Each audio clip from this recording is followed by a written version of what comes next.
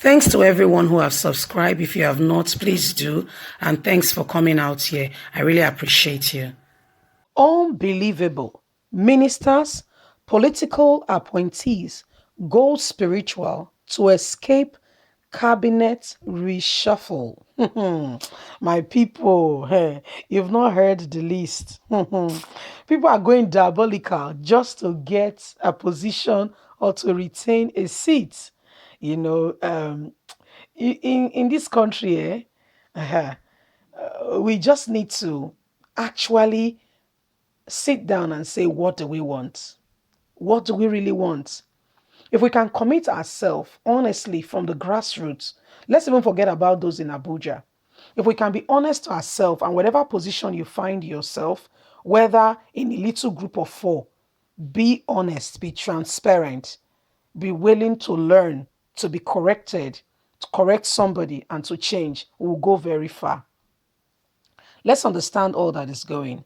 The street journalist has learned that some federal ministers and other political appointees have resorted to spiritual help in a bid to escape the imminent cabinet reshuffle that will happen soon this year.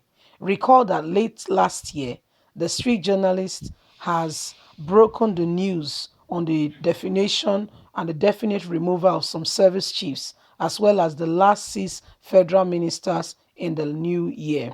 The Street Journal, in their report, has said that the imminent removal of the service chiefs may not be unconnected to the clamor for several quarters of the president to remove them and appoint new service chiefs who will bring in fresh ideas and tackles and bring in new structures to grow to the growing insecurity in the country. Besides, the service chiefs are all overdue for retirement, having spent more than 35 years as military service officers, which is contrary to the rule of public service. That's why Trump said there is no rule of law in Nigeria. He's quite correct, about that. I might not follow in the line of school of thought of Trump, but there are some things he said which is quite very correct, which stipulates that the compulsory retirement age for all in that regard is 60 years or 35 years of pensionable service, whichever is earlier. The ministers are also not left out in the removal plan, as the president will drop at least 6 ministers who may have underperformed in the discharge of their duties, which will ultimately result in the cabinet reshuffle. For these reasons, the ministers are all jittery with fear, each one dreading their position removal from their judiciary position to escape the eminent hammer. Most of them have taken the battle to spiritual realm. One of the ministers who will stop at nothing to retain his position or at least remain a minister has spent 18 months on an all-expensive paid trip to Saudi Arabia for spiritual fortification and protection over the impending cabinet reshuffle. Some ministers have resorted to service of mayhem and wise men for spiritual prayers and pronouncements, procurement of cows, ram for offering and for giving in what we call in Nigeria Sahara to get their position retained.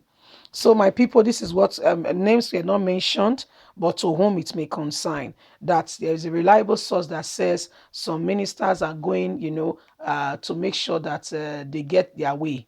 Irrespective of what is going on, they just want to have their way. They want to ensure that they retain their position as,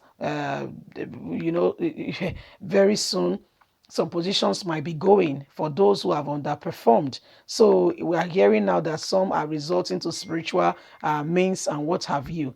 Whatever they decide to resort to, we are tired of the same set of people. We need a change. If this government and this administration truly wants to effect change in Nigeria, it starts from a heart of determination.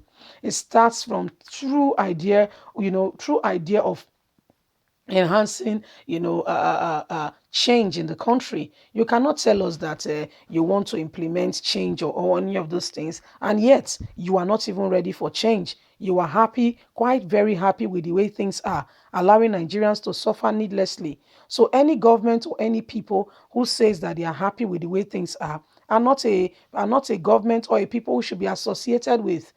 Look at what the number of lives and property, people that have lost one thing or the other. What does the federal government of Nigeria say? Are they really concerned about it? Or at the end of the day, is how to promote their own political ideology, on how to promote or how to move their self forward. That's all they think about, not about the people, not about bringing in innovations or ideas that could really move the country forward. As a matter of fact, they have no such mindset. All they think about is themselves. They are not interested in whether people, life, and property are safe. All they really think about is how to amass wealth for themselves. You know, listen, Nigerians, we are a people, and whatever happened, this is first of all our home.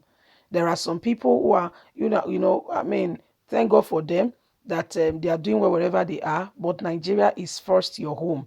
And so we must do everything possible to ensure we keep our home, so that we all can have a place to go back to. That's the truth. That's the honest truth. Today, there is so many things going on all over the world. There is so many words left, right, and center. But where is Nigeria going to? As a country, what is our position? Are we going to allow ourselves to be manipulated?